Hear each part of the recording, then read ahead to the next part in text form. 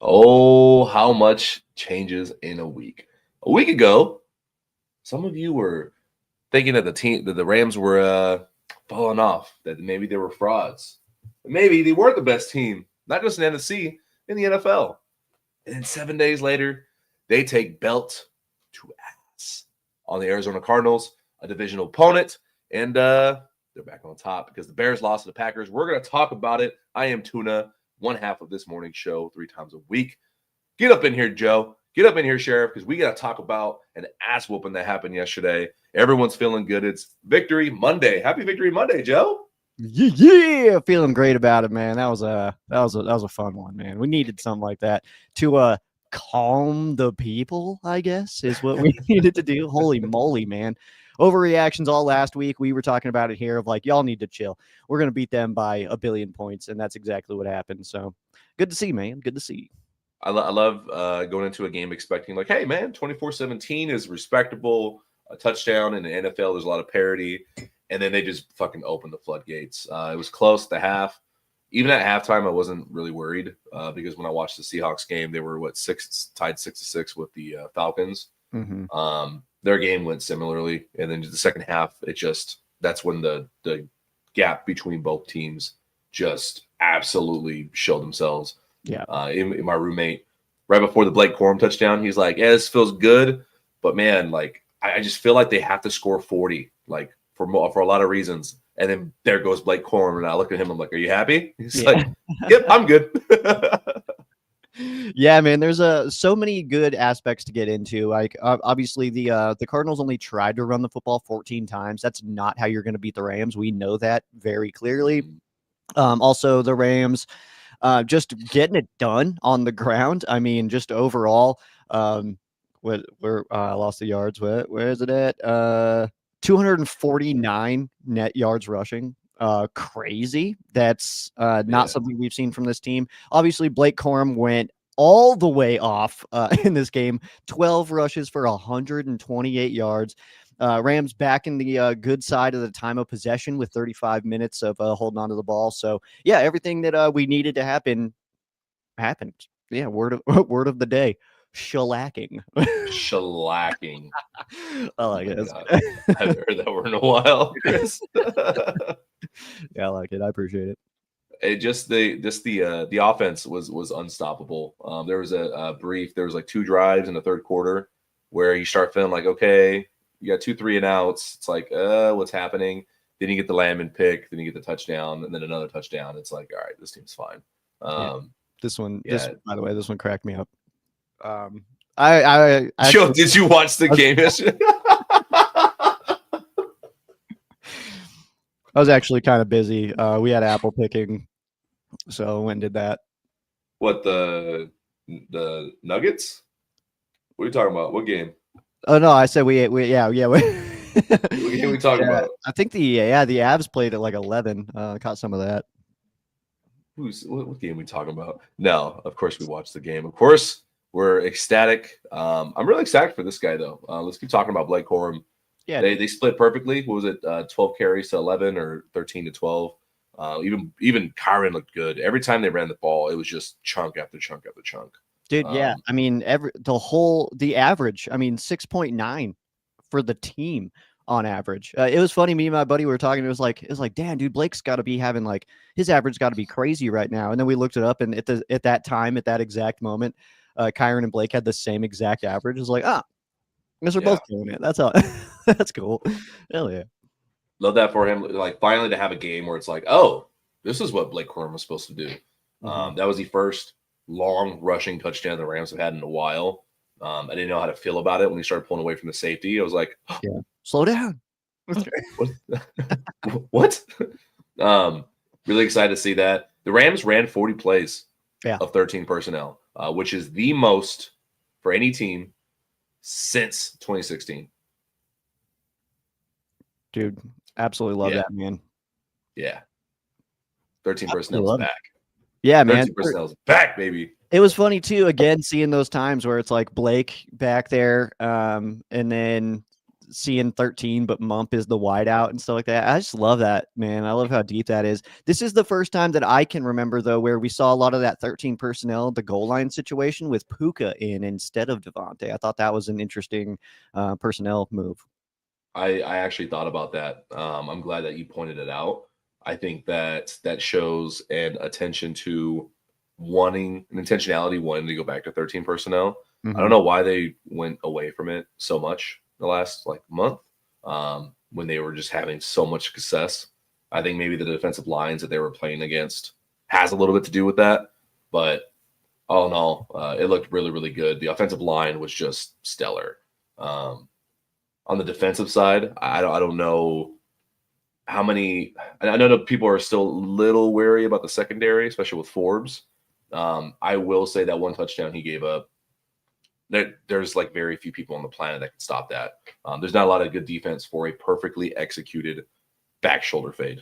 You can't. I don't care who you are. It's just fact. There's a reason why it's so good of a play, is because you can't do anything except for draw defensive pass interference. Yeah, both the Cardinals touchdowns were just really, really good play designs, honestly. It's they happen and it's nah, what can you do? Even for that first one, it was man, that's frustrating. It's but what a design, man. And it was kind of funny too. They go down and score on us right away, and it was we're still gonna beat them up. I don't know, man. It was I felt it the whole time. It was it don't matter. That's how I felt after that first one.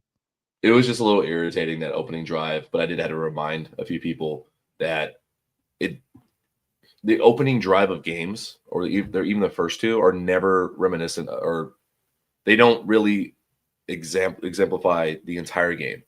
There's a reason why they call it the first 15. Those are your best plays. You completely drew those up. There's no context to the game. You get to dictate the rules. All that shit goes out the window the rest of the game. I always think back to the Minnesota Thursday night football game last year, where it's both teams touchdown, touchdown, touchdown, touchdown, and then it was a defensive game the rest of the game. Yeah, that's just how it works sometimes. Yeah, you're right. It was what we both each team scored a touchdown on their first two possessions, and then from there it really, really slowed down. I love this photo, by the way. Hell yeah, Kobe, man. Obviously, him getting in there on that sack was absolutely awesome, man. But him spiking the Landman pick was that was awesome. He looked so confused. I was trying to figure out what he was doing. I thought that he was waiting to celebrate more, and they all left. I thought that's what happened. It was cracking me up. I guess he was looking for the ball because he wanted Nate to get his first the ball back for his first interception as a Ram. Yeah, I love it. And everyone left. He's just going, "Where's the ball? Where's the ball?" It's awesome, man.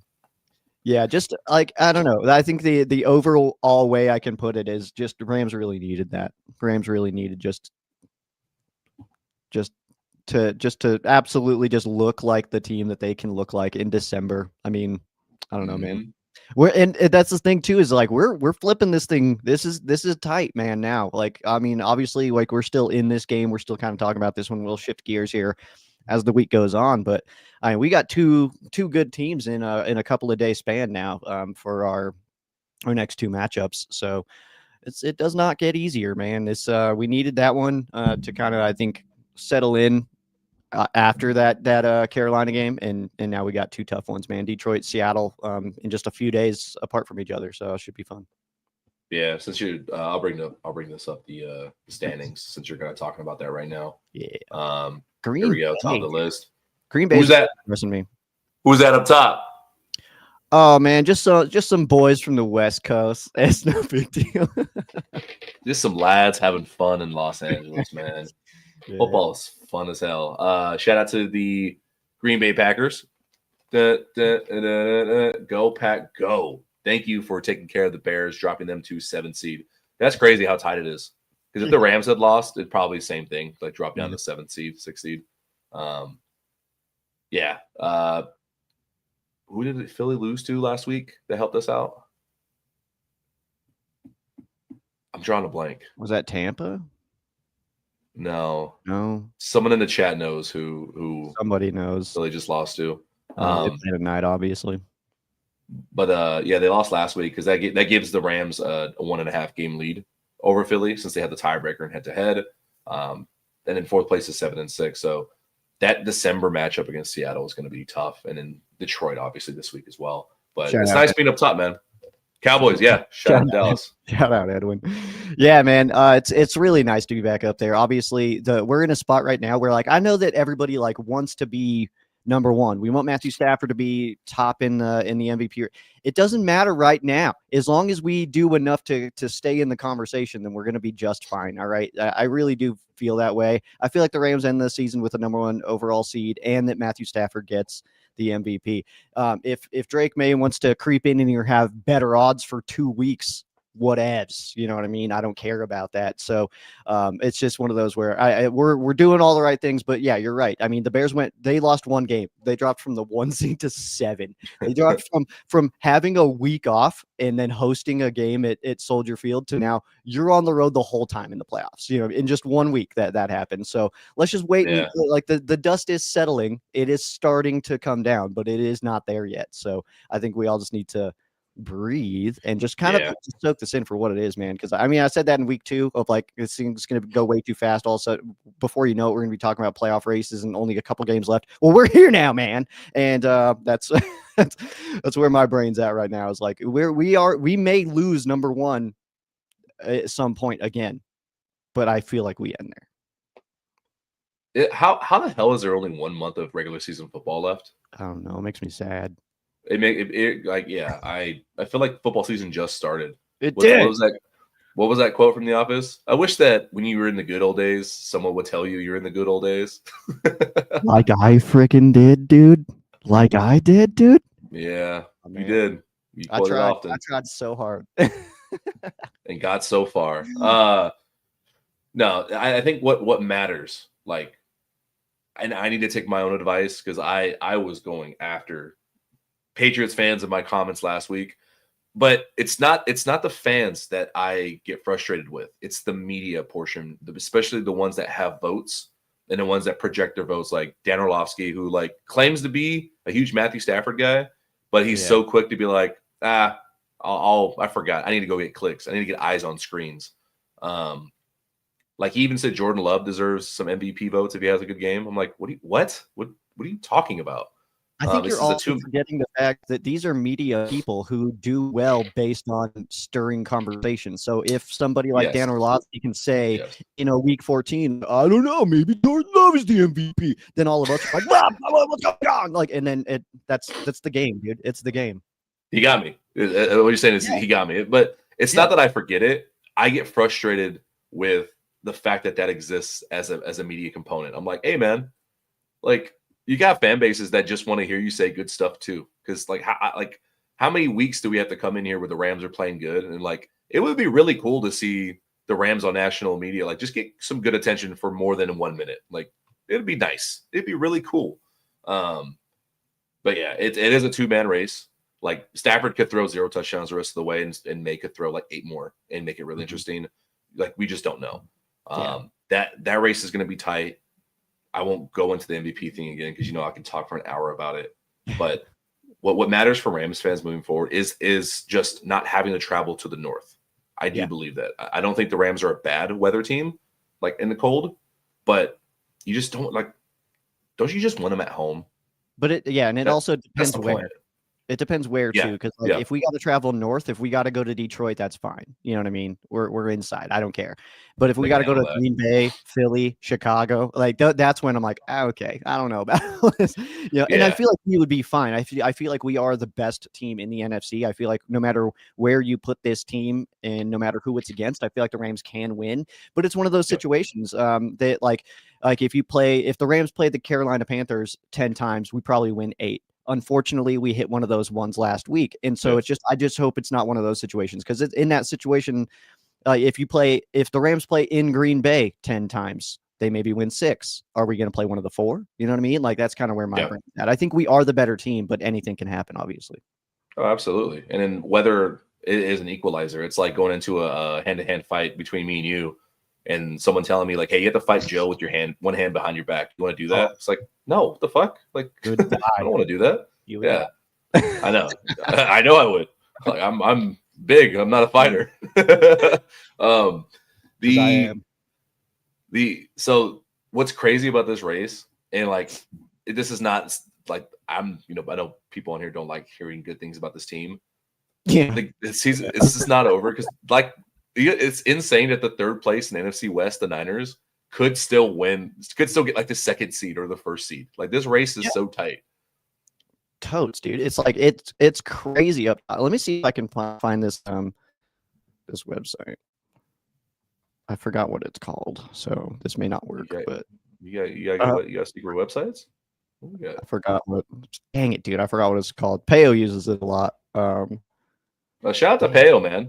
I didn't respond Dude, back to his DM, but tuned into his stream yesterday. That was a lot of fun. He has some. I didn't know he had those graphics that pop up, those animations and sounds for first downs and touchdowns. Dude, the Mevis one friggin' cracks me up, dude. He's got a Mevis thicker kicker one that is that popped incredible. Up within 5 minutes. The first Mevis kick, I was on there. I was like, oh my god, what is this? Yeah, if you guys don't know, go check out Payo Time on YouTube. Canadian Rams fan. He does live streams during games, and it was a blast. Like I was in there for probably more than half the game. It was really fun to be a part of that. He's a good commentator. I like it. Yeah, he does a great job. Okay, I'm not finding this right now. We'll bring it up on Wednesday. What are you looking for? Just playoff percentages and stuff like that. The Rams have like a 1% chance to miss the playoffs. That's like if they lose every game, then like they'll be fine is kind of what I'm saying. But the Rams odds now to get like the number 1 seed or something like 40 or something like that. But the 5 seed is up there too for odds just because Seattle's obviously right there. So yeah, that's kind of where I was trying to look, but I can't find the right page that I was thinking of. But I can pull that up on Wednesday. We can really dive into where we're sitting playoff, and that'll actually be more accurate anyway, considering the Eagles are playing tonight. So that also may still shake up the NFC playoff race right now. But yeah, it's Brett says we're going to miss the playoffs for sure. Oh, and Moody says that Tuna has 4 spreadsheets about it. Hey man, like we'll talk about this, and then I do want to make a comment about a non-NFC team that I think is wild to me. But this, I can't blow this photo up here. I'm going to share this with you. Okay. Every single time this guy is on the field, it feels like I'm reacting with like this eyebrows stay elevated. This was stupid. Like I got up out of my seat and my jaw dropped, and I was like this, like.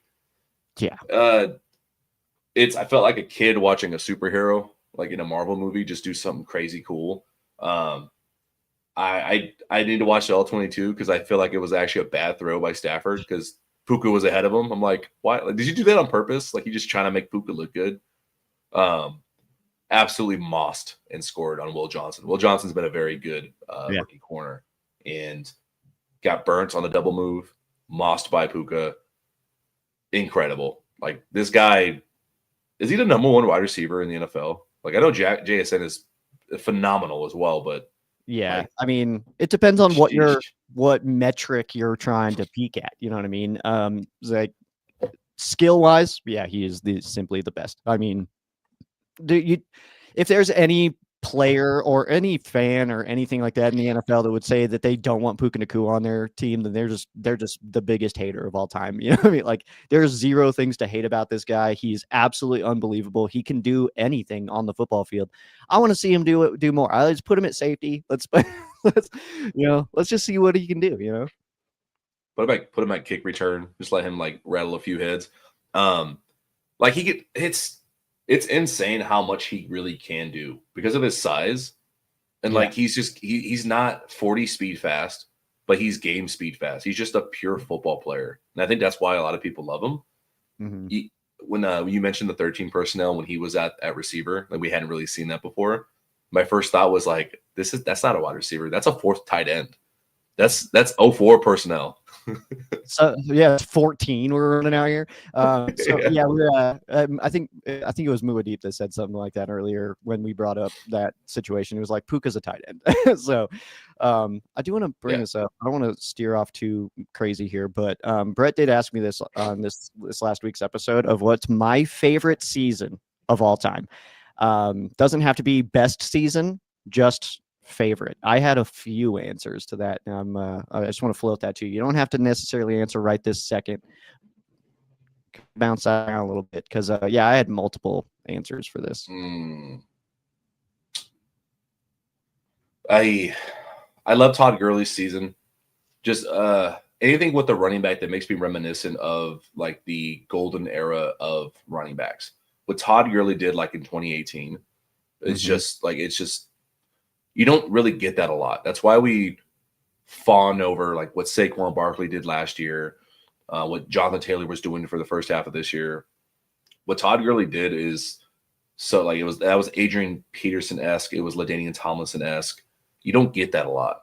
When a guy that is so talented just makes it into the right offense and the right coach in the right time, and he just goes off and looks fucking cool doing it too with his visor. Like I'm an aesthetics guy, man. Like I put LT over AP simply because of the dark visor. It's stupid, but it's like a vibe. Like if I look at these two guys, I'm like, I want that guy. He looks meaner. Like I just want him. And then oddly enough, I want to say 2 years ago, like just after the 2022 season, it was shitty. It was awful. All the injuries. Yeah, we got the Baker Mayfield thing, but then to come back and start the season so poorly and to claw back into for last few weeks, you're looking at it, you're like, oh man, do we get Matthew Stafford back in Detroit? Like he has to overcome his past to get through the playoffs. Just the narrative around it built up was so cool. And you know how big of a Matthew Stafford stan I am. Anything that's going to be a headline around him, I'm all in it for. I think that has to be one of my favorite of all time. Just watching a team claw back and be the underdog and get into the playoffs somehow. Obviously, it didn't end like we wanted. I just don't want to say the Super Bowl year is my favorite because that's kind of a given. It's easy, of course. We all love that year. That's an easy answer. Yeah. You know what I mean? That's like. Yeah. It's like being like, oh, ice cream's good. It's like, yeah, no shit. Like, like, duh.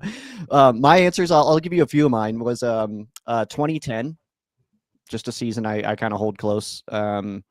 Really liked that one. 2017, which was McVey's first year, that Todd Gurley year, the way that Goff was bounced back after his rookie season, stuff like that. Yeah, I had multiple answers to this. Obviously 2018, yeah, that's way up there. 2021 as well. Yeah, those are I don't know. It's so easy to find. Like I think you said it perfectly there with that season a couple years ago, where it's like it didn't end the way we wanted it to, but like we clawed back and that was that stretch where the only loss the Rams had was to the really, really good Ravens team, and it was an overtime punt return touchdown for a loss. And I always say it's like, I find, like, obviously the goal entering every single season is go win the Super Bowl. But if that doesn't happen, which for 31 teams, it's not gonna, and for some, it doesn't every single year. You know what I mean? So, but I think that my thought process goes to, if that doesn't end up happening, you can still always go back and find wins and find a way that season was good or it was memorable, whatever. So I kind of take it that way. Is like that 23 season was like, that was a fun season, man. Like I had an absolute it was blast. A ride. It definitely, wish we could have won, more in the playoffs, but it's like, damn, dude, but we made it. And that was crazy. Like what a journey that was, man. So I'm that's a good answer. Hell yeah, man. Two thoughts on that. Like as you were talking, one is actually this season is becoming one of my favorite of all time. Not just because of the performance on the field, but because of the show and the community. Like you can speak to that too. Like our community has grown immensely this season, starting from training camp. Like to have people, be so kind to both of us in the comments and messages that we receive. So, shout out to all you guys making it very special. And then just the amount of games I've been blessed to go to this year. Like I was at the Tampa game. I was like, every home game except the San Francisco one. I've been to. And it's like that's a really cool experience because of a lot of friends. But my other thought is it's not so much seasons like as a whole that I like hold on to. It's players and moments and narratives. Yeah. Like it's why I go to bat for Stafford for MVP so like vigorously is because of his narrative of his career. I can't think about another player that's so deserving to be in this position of like, dude, I'm gonna pound the table for this guy. Like so many people did not watch his first 12 years because of it's fucking Detroit. but I did. I was one of the people that did, and it's been saying for a long time. This guy is one of the best quarterbacks in the league. It's just you're in Detroit, and now look what he's done in Los Angeles. Imagine if he was in LA with McVey for 10 years. Like, I imagine. mean, seriously, man.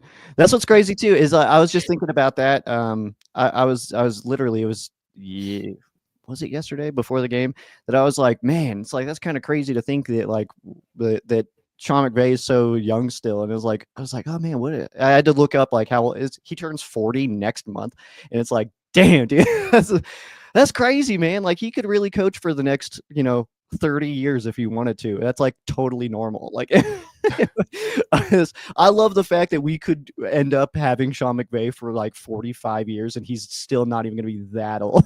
You know what I mean? Like he would only be like 75.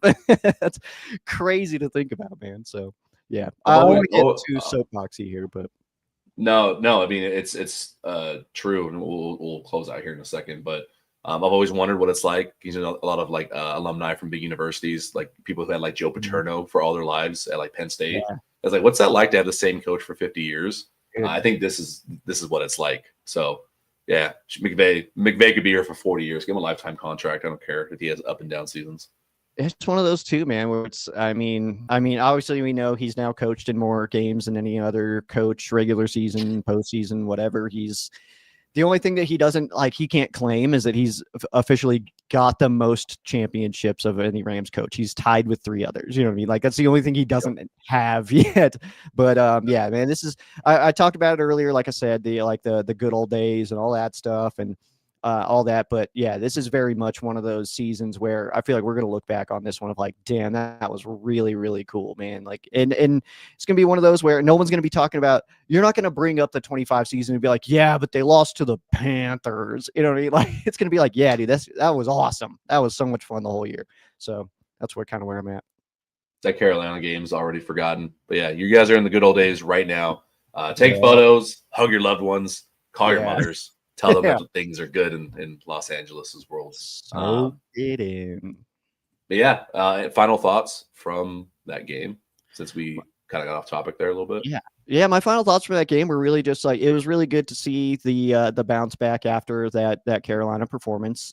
Just to see the fun be had again, to see just everybody flying around. Defense was doing great. That Panthers offense, or the Cardinals offense, has been moving the ball, man. They've been throwing it all over the place. Brissett has been unreal since taking over the starting spot in Arizona. So yeah, I mean, it was just good to see everybody back in line. Brett was there. He had some really good seats there. He was saying that Oh, nice. he was saying that Devontae had that drop, and that it was really cool to see. I saw the comment earlier. He was saying it was cool to see Yarbs kind of take some minutes and go talk to Devontae and just like see his coaching in action. I love that stuff. That's why I love being behind the Rams bench, because you get to see those conversations go on. That stuff is just super cool. So hell yeah, Brett. It's good to see the Rams back in the win column, man. Hell yeah. Hey, Brett, if you could do me a favor, I don't know what social media you're on or if we've interacted yet, but if you could send me a message on Instagram, kind of talk to me about that. I'd love to hear more about like what you saw Yarbs doing. I love Yarbs so much, man. That's like a football uncle to me. Look at that picture too of Brett. Yeah, that is Brett. I don't know if you know that. Muad'Dib sent me the Rampage one. Yeah. And then I don't know if I can't remember if I told Muad'Dib, but I showed Rampage and he loved it. He was like, "Oh my god!" You just do a backflip. I feel like that's how Rampage would celebrate anything. I don't know. He spiked his phone. There you go. All right. Yeah, this one. I feel like, in fairness, there wasn't like a whole lot to talk about when it comes to this game, because it was just like, yeah, that's what we wanted to do. That's what we were expected to do.